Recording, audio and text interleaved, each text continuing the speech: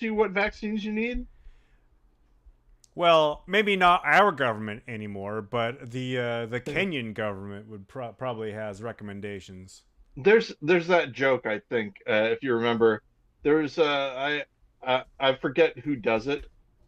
Um, a friend of mine told me that he was a spy for the government. And I said, "You're not qualified to do that." He said, "I didn't say which government," which is fun stuff. Today on the Ah, show, Paul and Ben slam the U.S. government. no, we don't Talk about though, vaccines. because it's great. Here's what today's show is brought to you by San Ah, Pellegrino Limonada. Crack one open for my boys. today's brought to you by Hydro Flask. It's got water in it. Man, Ben, I gotta say, and this is for anyone who has a Hydro Flask, you'll know. There's some point where you're like, huh, I think I need to wash my Hydro Flask because even though it is just water, eventually it starts getting a weird smell to it. It's A leftover very, bacteria from your mouth on the I think so, rim. yeah. Yeah. Yep, yep, I have this exactly. coffee mug that I use, this travel mug that actually my dad gave me, and well, he loaned it to me and never asked for it back, so it's mine now. And I made a pot of coffee at home one day and had a couple cups, and then I needed to leave, so I put the coffee into the mug. And when I got to where I was going, I took another sip of the coffee and realized that it tasted different coming from my travel mug than it did Oh coming out of no. a cup. So I'm like, maybe this should get a good wash. Because I the travel mug itself is too narrow for me to like put my hand in with a sponge to Yep, like to clean out. So every time I use it, I just give it a good rinse, thinking that yeah. it will do it. You got to get a bottle brush, Ben. Yeah, I do. I really, really do. Bottle brush, Ben. Bottle brush Ben. I hear he's coming to town soon. You kiss the pan, pan kisses you. Um, Man, I love that sketch. That is very very nice. Was he Um, hitting? Who was he hitting? Was it Jake Johnston or was it Tom Kenny? Because I know it was David Cross who was like, "Pan kisses you, kiss the pan," or was it Bob? Was Bob the one getting hit? I don't remember. It's someone screaming. He will kiss the pan. Uh, I think. Okay, Mr. Show deserves a rewatch. I think I'm just saying I that for think my own edification. I need to rewatch yeah. it. I think Bob Odenkirk is pretending to be a British person, That's right. That's right. and Oh, it's and Jill Kenny that he's hitting. David Cross is hitting her because Jill Talley, who's married to Tom Kenny. That's why I got it wrong. because David Cross has gone like sort of mad with power, Yeah. and he tells her to jump out the window and then says you shouldn't listen to British people. You shouldn't kiss pans and you shouldn't listen to British people. I Yeah. think is how it goes. Something like that. But is it? Oh, maybe it's that David and are both on the show, but they're different. I think David is hosting. If I'm, it's starting to come back to me. David is hosting like a QVC kind of show, and And then Bob is Bob is the on British it guy to selling sell his pan. the magic pan or whatever it is. Yeah. Yeah. Yeah. Ah, Speaking of TV, yeah. I've been watching Task on HBO. I don't know if I brought this up Hmm. last week. I don't even know if I I don't started watching know. it I don't before know what last it week. is. Tell me. Tell me. It is an HBO show. You don't have HBO, that's right. It's an HBO Yeah. show starring Mark Ruffalo as the head of a task force. and Tom Pelphrey, who I'd never seen before, but he's really great. Plays this garbage man who robs drug houses, and in and not really spoilers. This is in the first episode. It's sort of like Yeah. the plot of the entire show. In robbing the one of the houses, he takes something he shouldn't, Right. and is kind of like forced to do this. And the entire show is based on finding this thing that he took. Mm. And in the whole process, there's double cross, there's inside agents, there's informants. One episode left. Task on HBO. I didn't really think I was gonna like it because when the internet says this is the best show ever, I'm like, Yeah. whatever. But it's a really good show. It's got Tom Pelphrey's really great in it. Yeah, I feel like HBO, and I almost hate to say it, but HBO might be something that I'd be interested in resubscribing to. Yeah, it's But it's not television. It's no. HBO. What? Um, but I thought There's another show that there's one episode out. It's The Chair Company starring Tim Robinson. yeah, that like was the 100% on Rotten Tomatoes apparently. that was the one thing that was like maybe making me want to do it Yeah. actually. I watched it Specifically, it was last the night. Chair Company. I'll Was it good? Did you like it? Okay. Okay. Here's the thing. Yeah. I think it's a show for people who know Tim Robinson, know his comedy, and love him. Okay. I've never seen That's anything he's done before. I think You really Should Leave is like people say it's great. I've never watched it. it is good. It definitely is. So I'm a Tim Robinson neophyte. I'll give it a chance because I watched the first episode and they're like 33 minutes, so it's not a big ask. Now you and I have gotten in trouble before, specifically from With the law. Jennifer Fact Checker, by stating that it's really easy to do a George Carlin bit. All you need to do it and then listen to things. I am being serious about this though. Tim Robinson, most of his sketches are there's one unreasonable guy Yeah. and everyone else has to deal with him. And Yeah. that's And almost all of it. That's kind of this show. And if you like that, then you'll like him. And I do like that, so I do like him. I But mean, if the Chair Company is going to get you to resubscribe to HBO, I mean, there's so much more content on there that's like amazing. You could spend the rest of your life watching HBO shows and never see the same thing twice. yeah, I do like HBO in general. And now that is it HBO again? Like, Yeah. has it stopped? What I think it's HBO Max. I think Okay. the streamer has gone back to having HBO as the prefix, Yeah. as the So we'll see. the honorarium. Oh dear, something has happened. Uh-oh. And I think it's okay. It's still recording, but now everything that's recording is gray. We've It's taken like the color out of the world. Maybe I've selected it. I don't want to mess with it. It's still recording, so I think we're going to be fine. What happened was I took the ball out of my mouse, or out of my trackball. And You took after the I did ball that, out of everything. your trackball, Yeah, okay, so I have this trackball here, the right? giant ball. Yeah. And I can insert my pinky into it here. And when I do that, I can pop the ball out. Ooh. And then I just clean the inside out. And Much like you would an ear. now, like I said, from what I'm seeing, Oh, actually, I can turn it around and show you. Okay, can you see my screen? I can see your screen. You see how it's gray? Yeah. Is it normally like blue or something? It's normally blue, Yeah.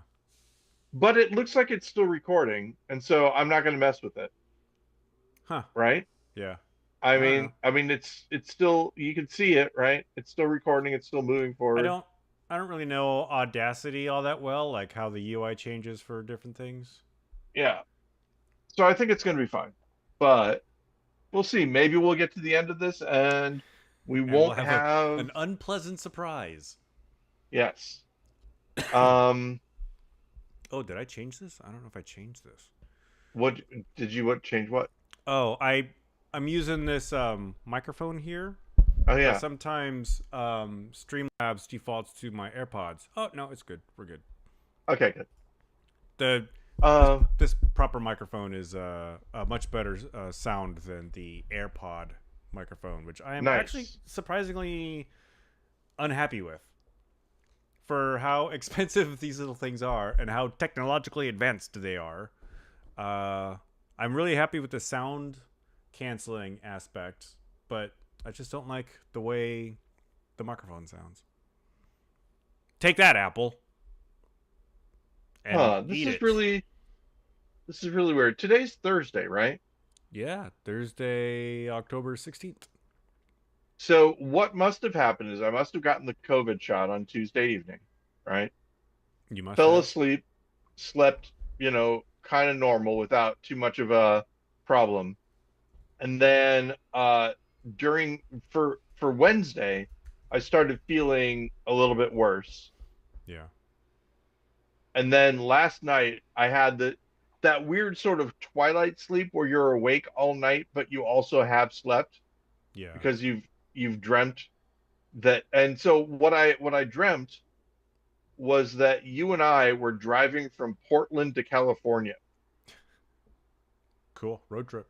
And it was weird because I was like, Ben, it's weird that you're in Portland though.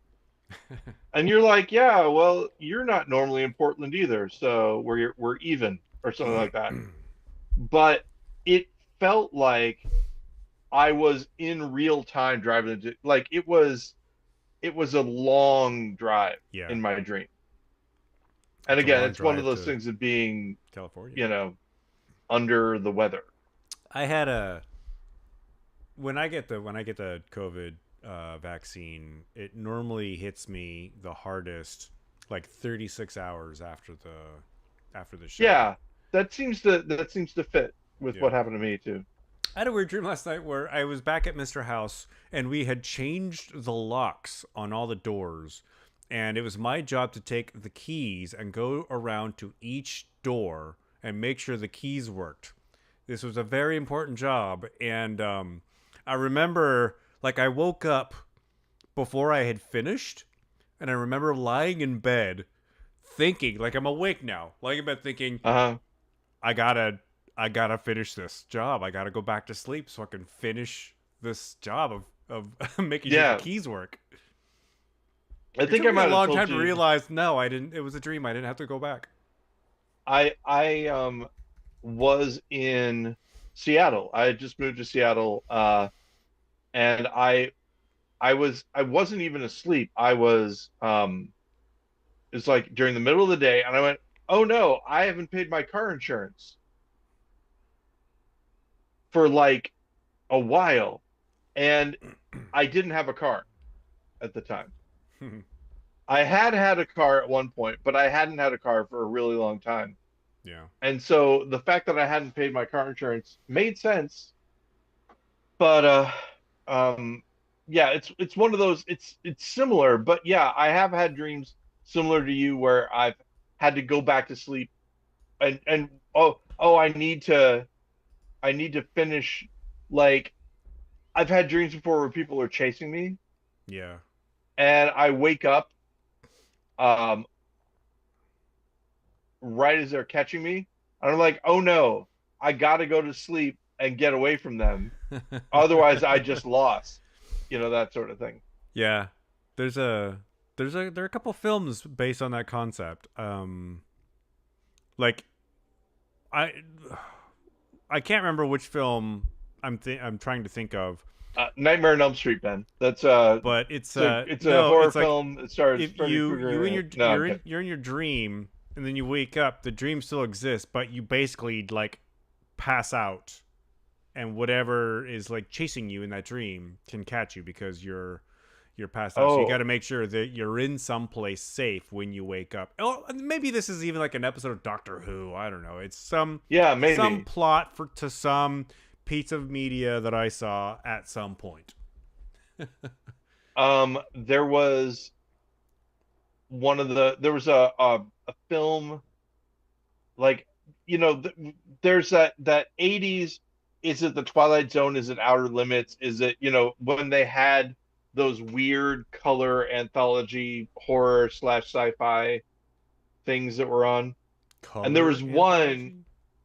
Well, okay, so there's the black and white Twilight Oh, Zone, right? The yeah, Rod yeah, yeah, Serling yeah. ones. Okay. But then there Yeah, were yeah, the yeah. color ones that are around in the 80s, and there were a bunch of like Yeah. new versions of those things, the Outer Limits, Amazing stories. Amazing Stories.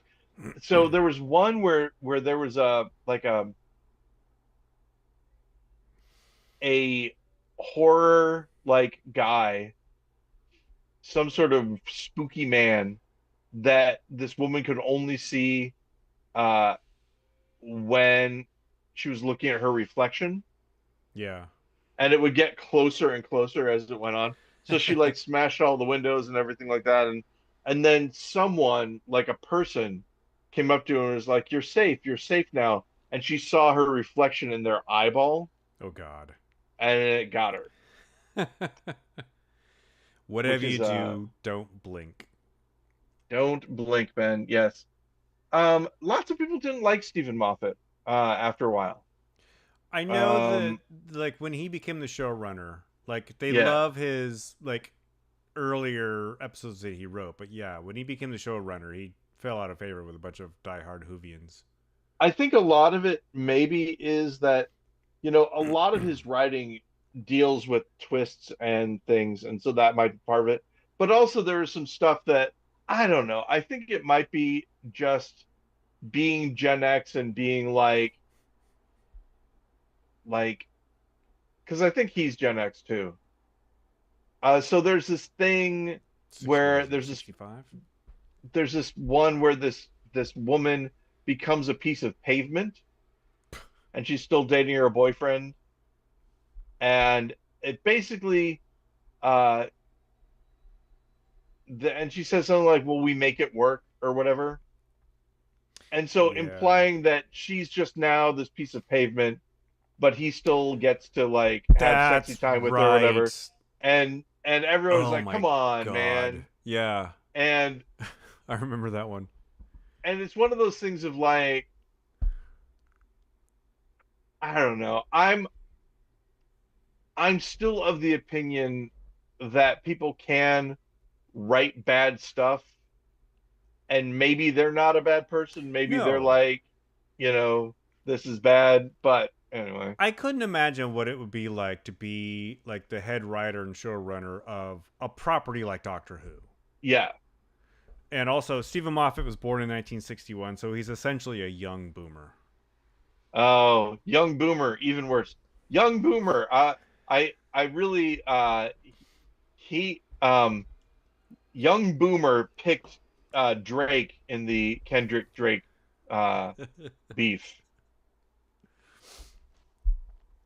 There was a thing that did happen just recently where I was like I was at a place where somebody was playing something on the radio. I'm like, "Oh, what's this on the radio?" It was Drake, and I was like, "Nope, no." I don't know if I'd be able to identify any of his music. I wouldn't have been able to identify any of Kendrick Lamar's music either until that final like diss track dropped. Well, I Shazammed it, Ben. I Shazammed it, and You then Drake Shazam came it. up.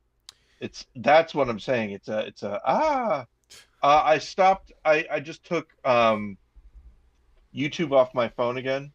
Here's the thing that happens. I was Start the telling clock. Jennifer about this. Um, like it starts out, I download YouTube, and I'm like, "Oh, this is great. I can't believe that I took YouTube off. This is wonderful. Look at all this art and science and Yeah. cool stuff that I'm watching. This is cool. So And then then 3 hours later, you realize you've done nothing constructive. well, it's not that. I mean, that's fine, right?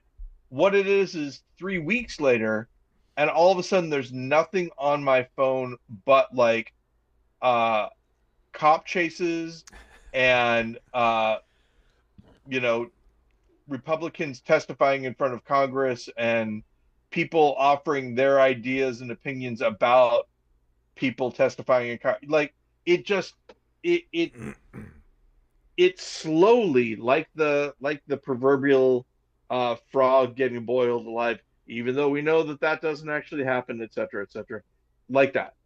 Yeah. And I mean um that's how the algorithm gets you. it is a slow burn. So yeah, so I haven't watched it recently. I still have all I have now. I'm slowly going to buy all the Brass Against albums. I have Brass Against 2 now Oh, because that was one of the things that I did on YouTube is I watched a lot of Brass Against videos. how's their second album? Oh, it's good. I will tell you that Coming Down the Mountain by Jane's Addiction, their version of that is really good. I'm pulling up the track list. Because Um, their first album, like every song's a banger. There's no song on yeah. there that I skip when I listen to that album. Oh yeah. No, still no with number 2. Everything's good. Maggie's Farm is weird because it's them covering Rage Against Machines cover of Maggie's Farm by Bob Dylan, Okay. which is kind of interesting. But it's good. It's still good. And so I have a couple more. Oh, also Ben, uh we talked about this. We already talked about this. Deck drums and rock and roll, right? You know how I said it was 1999? It's actually 1997 Dexon drums that and rock. No, I looked that up last week. decks and drums and rock and roll. Yeah. 1997. I thought it was whatever I looked up last week was said it was 1998. Yeah, I don't know. I'm looking at it on my phone and it says 1997. But who knows? So Wikipedia says it was originally released by Wall of Sound on 26 January 1998 in the Hmm. United Kingdom. They're so wrong on my phone then. Yeah, 1990. Look at this. Ben and I are both showing each other our Yeah, phones. and this is the Wikipedia. You can see kind of that it's Yeah, a you can eight. see Yeah. you can see for this that you yeah. Anyway, we're both wrong. Um, Um I could totally see in some future wasteland people just pick up rocks and shove them in each other's faces as a way to disagree and nobody knows why. yeah, nobody knows how it started. Yeah, Yeah. I was gonna for some reason I was gonna. Oh, referring to the YouTube algorithm, it got to a point for me where YouTube was like only showing me videos of essayists commenting on the Austin comedy scene because Mark Maron's latest Uh-huh. stand-up special, he kind of he slams the Rogan sphere and podcasters like Theo Yeah. Vaughn and that. So Yep. I started watching all these like Marin interviews, and then it gave me a bunch of like other video essayists who were talking about how horrible Joe Rogan and his kind are, and how they've sort of like taken over the Austin stand-up comedy scene. And I was having a discussion on Discord just this morning about if Bill Hicks were still alive today. So Bill Hicks never lived in Austin, but like Yeah. famously loved the place. Yeah. And like, what would his reaction to how that place has become sort of like the central of the like anti-woke, anti censorship stand-up comedy scene? Yeah, I Like, don't know. would he rebut it? Like, would he do what we would want him to do and issue that, or would he This is adopt the it? question I often think about is, and I this is how I actually honestly feel about it. I think we can't know where he would be at this point. He was that different. I think You know, I do think that he would be on Joe Rogan. I do think that he would have he would at least do the shown show. Well, up. I mean, Bernie Yeah, Sanders did the show yeah. because Bernie's Um, trying to meet people, outside of his own algorithmic circle. well, and this is the thing about Bernie Sanders that's really interesting, right? Um, Joe Rogan may not actually be outside of his circle. This is the thing about socialist guys in general, right? Is that the they can because there's a guy who's running somewhere and he's like he has like a blue collar job. He's like, and I'm making this up because this isn't what he is, but he's like a horse groomer or some like he does some sort of blue collar job, but he's also speaking to like other blue collar people. There's a side of someone's life that Bernie Sanders can hit that is being underserved by other politicians. And so, with the Joe Rogan thing, I think that he can probably speak to him in a way that Joe Rogan maybe hasn't been spoken to. He can probably find some common ground, right? No, I mean, and you're right, but like Rogan was very much on Team Trump, and when he had some doubts even before the election, Trump was like, nobody listen to Rogan anymore. So Rogan had to backtrack and say, I support Donald Trump, right? That is Wow. not the audience that Bernie generally gets. Yeah, no doubt. But it is I still do think, I mean, this is I've said it before on this podcast, Ben, This if one, you right? want to make a larger change, right, Be the in the way change. that the country works, you have to just by a numbers game win some people and work with some people that you normally wouldn't have, right? And the way that that works is that you don't necessarily have to change, right? You, Ben, don't have to become an avid hunter or whatever. Um, but you have to be like okay to hang out with someone who's an avid hunter. Not hang out like for a long time or whatever, but to be like, hey, we have goals that kind of align, you know, things like that. Pieces pieces of things that normally are a right winger's, oeuvre, if you will. Which is interesting Um, because you always hear that it's the Democrats that need to meet conservatives and Republicans, need to reach more conservatives and Republicans to win elections, where you never really hear the opposite. You never hear Republicans commentators say, the way this Republican candidate can win more votes is to reach across the aisle, reach across the political spectrum, and try to get more Democrats. I was And the only one that that really did that. And do you remember the circumstances, Ben? because you worked in the same office. No, no, no, no, no. John Huntsman needed to let more people know that he loved Captain Beefheart, and he could have gotten some people from the leftover just by that. John Huntsman is. I think he's an ambassador now or something. He was running for president, Oh. and I think that he might have. Um, when was John Huntsman? How Was was John John Huntsman? Huntsman? and a presidential candidate. Oh, it's John, Jon. I got it wrong. 2000, so the 2012 election. All right, so That was Mitt Obama Romney and versus, Romney, yeah. yeah.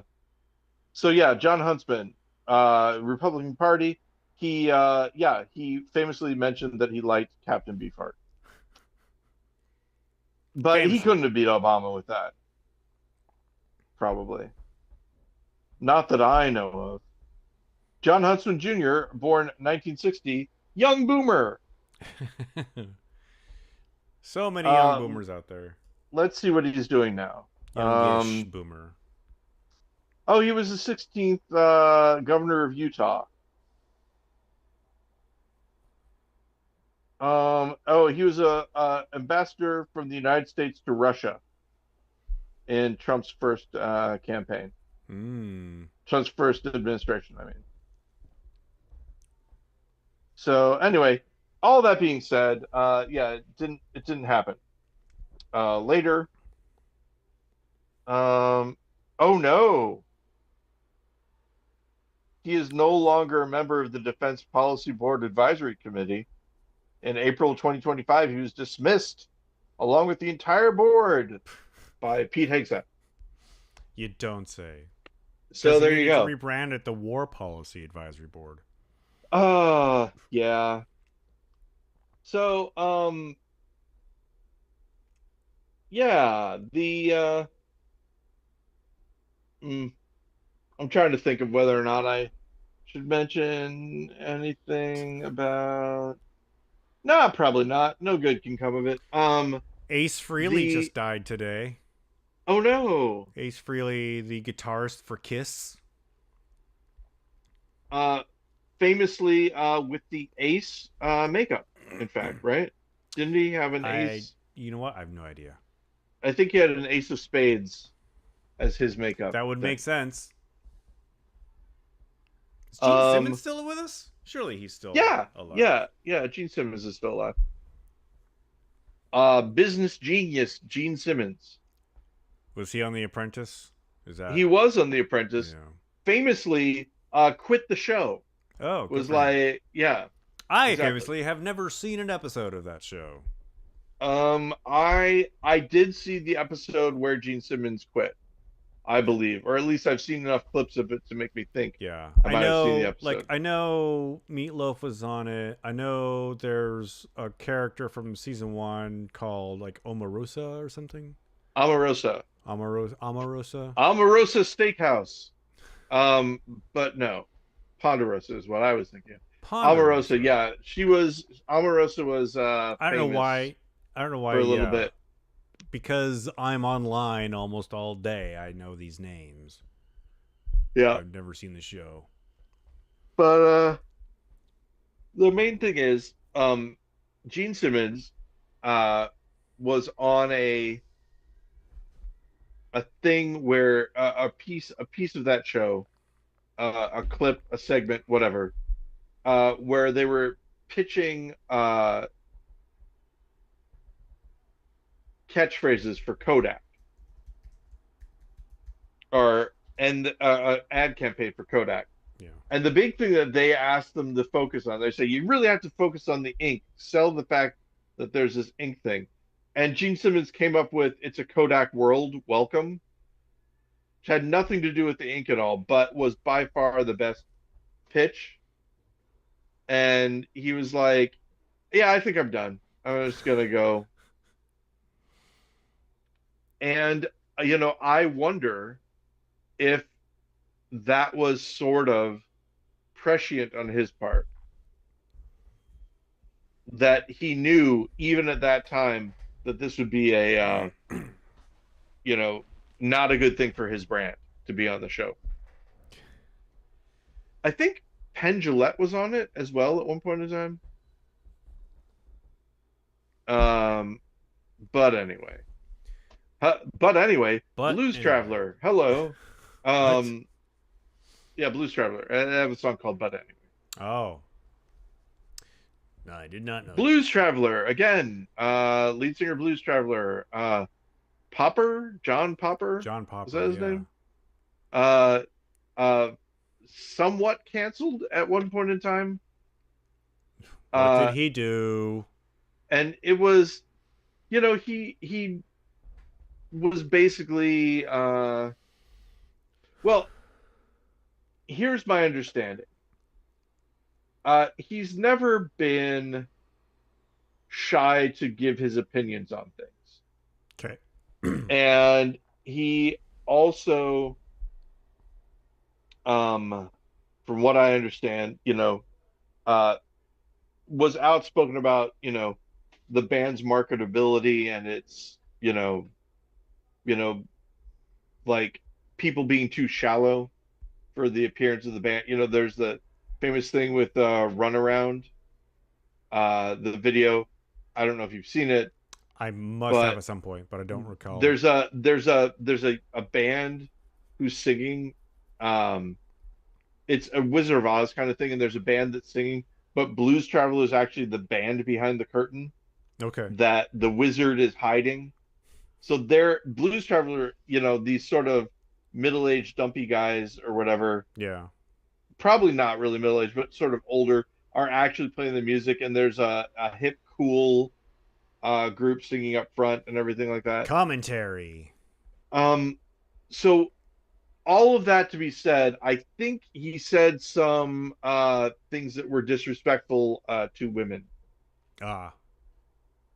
So, but who knows? John Popper, if you're listening to this, you can play the harmonica well, and I don't know the circumstances under which you got canceled. I'm not endorsing your cancellation or saying that I know what happened. I'm just saying that I know that it happened. Yeah, I don't even And know if for all Blues I know, John Traveler is Popper still a going might have killed concern. a guy. I don't think he killed a guy, but you never know. This is one of those things that we have to worry about whenever we. I know that he did a version of "Groove Is in the Heart" not too recently, As or Blues not too. Traveler or just John Popper Yeah, solo? no, Blues Traveler. Let's see, Blues Traveler. When did I'm not keeping it wrong, Ben. It's a problem. Uh, Don't keep when it did wrong, Paul. I mean should keep it wrong, right? Uh,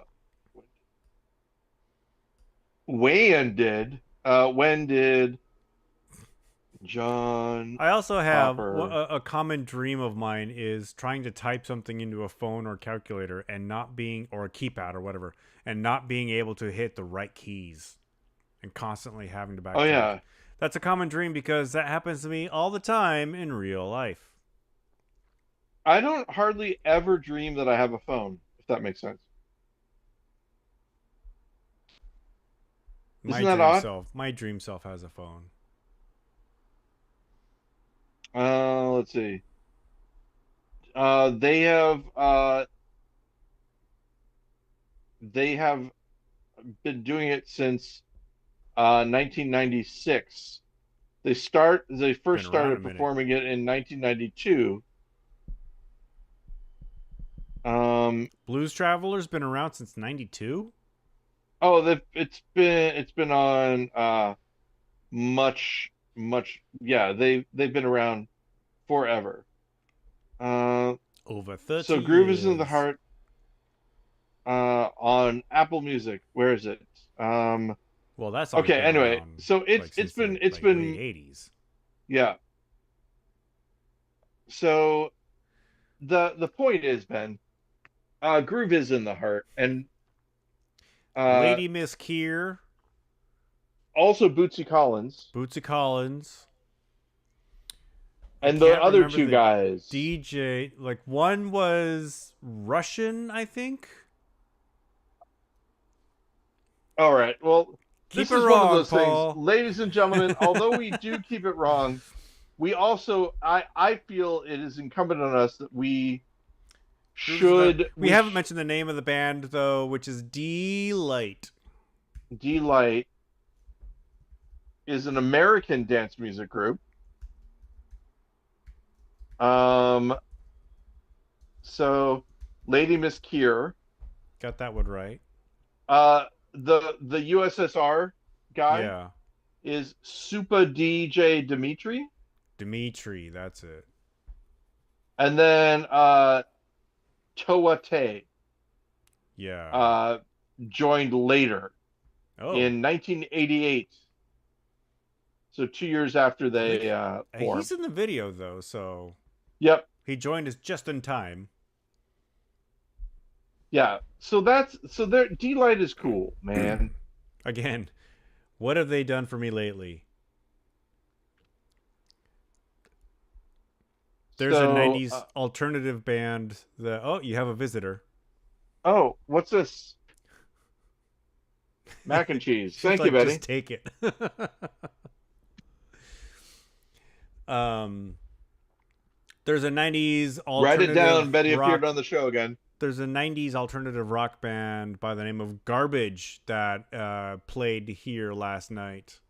Oh, did you go see them? I didn't go see them, but I did get a chuckle out of the marquee over the Paramount because the company that manages the bookings at the Paramount is Seattle Theater Group, STG.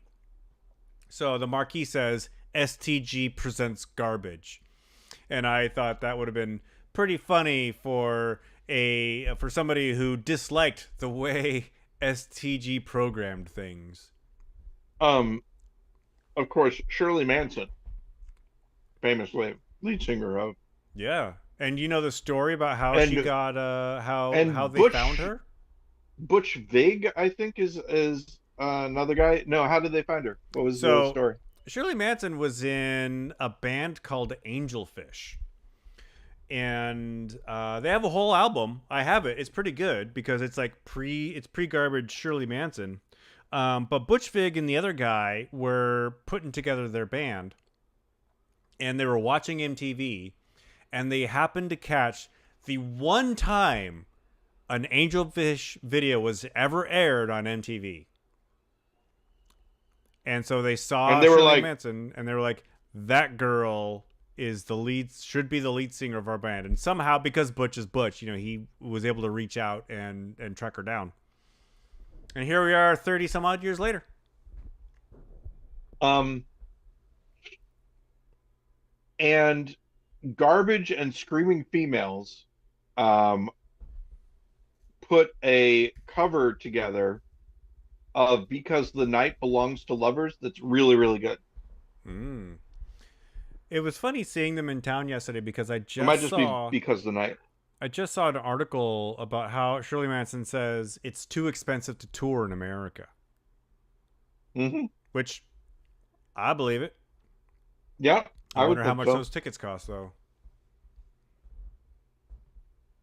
What them tickets cost though. So here's what I would say. There are bands who make all of their money on touring and not on record sales, right? They I famously say we don't make, think that's how bands make their money. but I feel like I rarely see bands live anymore because I'm old and I've never really enjoyed, like, Mike Doughty was different, right? Yeah. Because it's always a nice crowd. I've never had a bad crowd for Mike Doughty. Yeah. Um, there was one show where a guy ran up on stage during it, which was a little weird. Other than that, nothing. I understand that he thought that he was being invited, but he was a little crazy anyway. So anyway, here's It all here's worked the out in the thing. end. Yeah.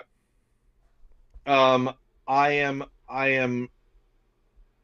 and I'm serious about this. Since Monday, right? One of the reasons I got my COVID shot uh on Tuesday was because on Monday I was feeling like I was going to get sick or I was getting sick. Okay. And so I was like, well, I might as well get my COVID shot so that I do get, you know, Yeah. like sick for real instead of, just feel icky. But that was when my improv class was. Ah. And I received some feedback that was very good, but very difficult for me to deal with, like to wrap my head around it, which was, um, and Ben, I don't know if this is gonna surprise you at all, but when I'm in scenes with people, oftentimes I do most of the talking and try to steamroll and or bully them into accepting the thing that I'm doing. There's a Now, knowing smile on my face. yes. Now here's the thing. I want to not do that. I want to be better, right? I'm just unsure if I can do that between now and our performance, not this week, but next week. Uh, Yeah. not this coming Tuesday, but the Tuesday after. So was someone like Paul you talk too much, or I No, couldn't? no, no. I This felt is like the this is the I couldn't get a word in edgewise. not any of that. This was the instructor saying, "This is what I'm observing. Okay. Um, you need to let your scene partners talk, and also you have this whole idea in your head about what's going to happen. If they come up with something different, you have to let everything that you're thinking about doing go. Was this a private critique, or was this like in front of the entire No, class? this is part of Yeah. the whole class thing. And I because here's the thing, I know exactly what they're talking about, Yeah. right? Um, they there's a them they them pronouns. If I haven't used them this whole time, they them pronouns. there's a documentary on Amazon Prime right now about John Candy called I Like Me. Hmm. And it talks about how his audition for Second City. And I can't remember who was telling this story, but they said John and this other performer who is unnamed had a scene, and the other performer would not stop talking. And so John just sat there and listened and was in the scene just by listening. And John got cast because of that audition, because he could prove that he could sit and listen and be present. And see, this is the thing, is that that's what I want to be able to do. I don't know if I can. And when I say I don't know if I can, I'm not saying that I don't want to. I'm saying that, trying to fill silences. I mean, this is and again, your knowing smile, the whole thing of well, Because I we've gone a basically while improv with without you for an anybody saying, hour every week. yeah, exactly. And so so part of this, of course, is me trying to not do that as much. And I can tell, I can feel the ebb and flow of it. I have not been doing well, but I was thinking about the whole looking up things, and you sitting there while I was looking up things. That is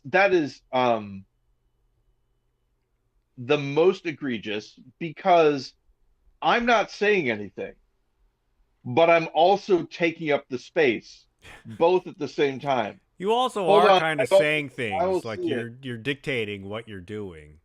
Okay, that's the old radio DJ. Oh, oh yeah, dead air Yeah. speaking. That's part of it. Steven is not with My us today. my earliest oh no. Um, my earliest foray into stuff was on radio. I was a radio DJ, At and your you college radio could station. yep, you Yeah. could not be silent. Nope. You had to talk throughout it all. Oh Because otherwise no. people might tune away. Yeah. Oh man, people hated my show. Uh, That's where you got because I the would, nickname SGNP, yeah? yeah. Um, and when I say they hated my show, I mean not everybody, but Do you mean they're the people at the radio station or the listeners? the listeners. Oh, the people at the radio station didn't care. Because it was a 2 a.m. to 7 a.m. slot. That's a long slot to So fill. yep. What I would do is I would have I wouldn't always do that. Like I would play sound effects records and stuff at the same time. I would do horrible mixing things. One point in time, I played Stairway to Heaven, and I took the needle from. So there are two turntables right next to each other, Yeah. and a microphone. But I would use the arm from one turntable and the arm in the other turntable, and I potted them both up so that you could hear both of them simultaneously. And so what it was is it was Stairway to Heaven, and then Stairway to Heaven on a 5 second delay right after it. Oh God. And a guy called up and was like, I don't know what you think you're doing, but I'm on LSD right now and you're murdering me. And so I said, I apologize.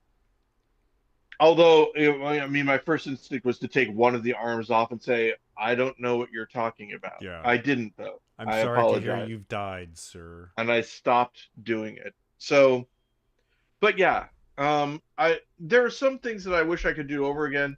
I do kind of wish I could have um better taste with my show and what I did with it. Actually just play things, play Instead of bands. trying to be funny Trying to and be, interesting. well, yeah, and trying to be being the operative word there. Yeah. Now I did like the trailers that I would do, or the bumpers and stuff. I like to saw wood, but only half as much as I like listening to KCOU Columbia. I would Yeah. just go through the sound effects CD and make, something based off of that. I never was a radio DJ for the better, but a buddy of mine was a DJ at KCMU at University of Washington. This is the radio station that was in the communications building. The communications building, its three-letter abbreviation for when you had your schedule for classes was CMU. So the radio Mm, station in the building was KCMU. that makes This sense. radio station, after I graduated, was purchased by or funded by Paul Allen and became KEXP. However, Oh wow. when it was Oh, still KCMU, my friend Jeff was again like a nighttime DJ, and we hung out with him at the in the DJ booth a couple times, and he wouldn't let me speak. We all wanted to like say things on the microphone, but he was abiding by the rules and wouldn't let yeah. us. But we were able to pick out the bumpers to play. And so I remember, I don't think it was an 8-track tape, but it felt like one. It's probably some sort of like other like Yeah, it's industry called it's stand, called a it's called a cart. a cart or cartridge. And yeah, so it's basically a kind of a one shot Yeah, so it was audio a bumper piece. of Graham Chapman from Monty Monty Python Python, yeah. saying that he loves listening to KCMU. Really? Yeah. And it That was him. is This was before, anything could that fake is it. amazing. That's really cool. I like Graham Chapman. The favorite Python, I still think my favorite Python probably is Terry Jones, Yeah. only You've just because named the two Pythons who have passed. I I feel like it's because um I now resemble him as a body shape. I don't think I have favorite Python, but I think if I were to try to pick the Python I who most closely resembles me and maybe my my sensibilities, it'd probably be Michael Palin. I could see that as a you as a Michael Palin. Yeah, Um, yeah. Hey, wait, weren't Terry Jones and Michael Palin writing partners? yeah. Hey, look at that. It was Michael Palin and Terry Jones, and then Graham Chapman and John Cleese were also writing partners, And then and Eric Idle Eric wrote by Idle himself. was on his own, and then Gilliam just was off and doing his own thing. Yeah. Gilliam. It almost works. Uh, oh, what's that guy's name? I don't know. The guy who played the skipper. I do like the idea of him hitting Alan Terry Gilliam with his hat. Alan Wake? No, Alan Alan Wake is no, but you're right. It is Alan. It's not Alan Ball. I think that's the guy who created 6 Feet Under. But that's all I can think of right now. I'm Alan looking. Watts. No, Gilligan's Island. Alan Hale Jr. Alan Hale Jr. Ben, you and I probably saw that name millions of times. Oh yeah. Bob Denver, Alan Hale Jr., Mr. Magoo. That's right. Yeah. Yeah, And and Jim Backus, that's eyesight it. is important. Oh yeah, we talked about this with soul coughing. You take Jim Backus and I'll grab the rest. I think it was one of the The Soul Coughing concert actually was also like for a rock concert, it was pretty chill yeah. when I went to go see Soul Coughing. Well, we're all old now. Dawn Wells was also a local person. I think she went to the University of Washington. Who's that? Don Wells? Dawn Wells was Marianne. I got a picture from the professor, Russell Johnson. Russell Johnson. He But I wasn't from here, but I think he retired in the San Juans. yeah, I specifically asked him for a picture from his Twilight Zone appearance rather than from Gilligan's Island, Which and he was Twilight Zone more than episode what is happy he in? to. I now I don't remember. Um, oh, I should know this. Gilligan's Island. Oh no, I'm doing it, Ben. Gilligan's Island. The Professor and Marianne. Huron Gillian's Anderson. Gil. Vince Gilligan's Gil. Island. I I like that. There That would be. are trailers for Pluribus out in the internet, but I have not watched any of them because I want to go in not knowing anything. When does that? I, these trailers will probably tell me, but since I haven't seen them, I have no idea. I'm just going to be pleasantly surprised when it's on. I don't even know what streaming service. Apple TV. Okay, I'll be pleasantly surprised when it's on Apple TV and it shows up when I turn that on to go Oh, watch it like might an not. episode of Slow Horses or something. It might not have been. It might have been pictures of him from some of the space things that he was in, like This Island Earth So or I'm sure he had a marvelous career before the TV show, much like Bob Denver was on the Dobie Gillis show. yes, The okay, Many so he Loves of was Dobie Gillis, was that his name? Maynard G. Krebs. He was a hipster, you could tell by the goatee. he was in Back There, a Man Travels from Present Day Washington DC Social Club to the night that Abraham Lincoln was shot. I think that was the one that it was from. But who knows for sure? Ben, if you had the choice, to stop Abraham Lincoln's assassination, would you? If I had a choice, Yeah. why wouldn't I? There, there. Okay. There are three people tied to a railroad track. If you pull a lever, you prevent the Lincoln assassination, but those three people die. Yeah, but those three people were Nazis, so Yeah, see, that's the crazy part about it. It's a time train. As you know, hey, speaking of time train. time train keeps a chugging, Ben, and we Hey, are hey. at time right now. All right. Hey, Um, Paul, I how's it happening? Good to how's see it you. happening? Ready to Oh talk for yeah, an hour.